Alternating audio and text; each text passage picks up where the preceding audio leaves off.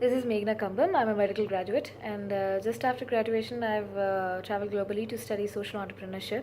And all throughout my graduation and adult life, I've headed innovation cells for impact organizations and social institutions.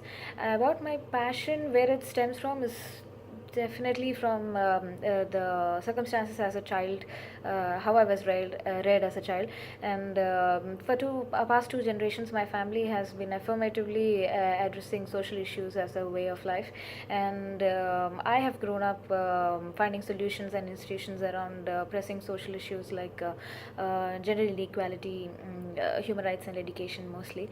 And what I'm passionate about is this, and I'm very extremely passionate about what we are and what we do. The most important observation that I realized, apart from this, is most of the social innovations do not get to see the light of a successful enterprise, the mainstream funding, or being a traditional industry, forming a traditional industry around it, and being sustainable. So what I would like to, what drives me most is the want to make social innovations sustainable, fundable, and come into mainstream entrepreneurship. And though we have seen lately, we have been recognizing a lot of this trend. There's microfinance, and then the organizations like Akshay Patra. All I want to do is make it happen more affirmative and more strongly and more established way.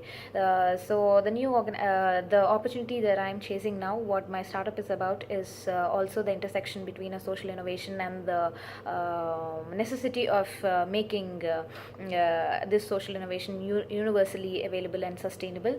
That is 80% of diseases today are preventable. The billions of dollars the country, ourselves, and the community spends on it, or the years of lack of quality that we face in our lives, the community, and the whole of the nation, is totally avoidable and preventable, but we're still not doing it. Like there are organizations for diseases, that is the hospital. They aren't organizations or platform for prevention.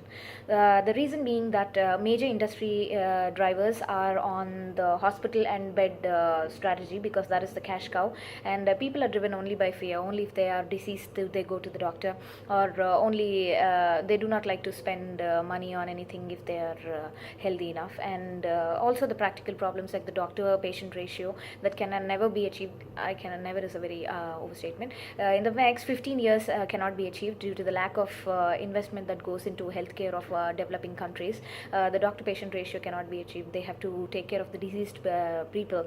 Prevention is just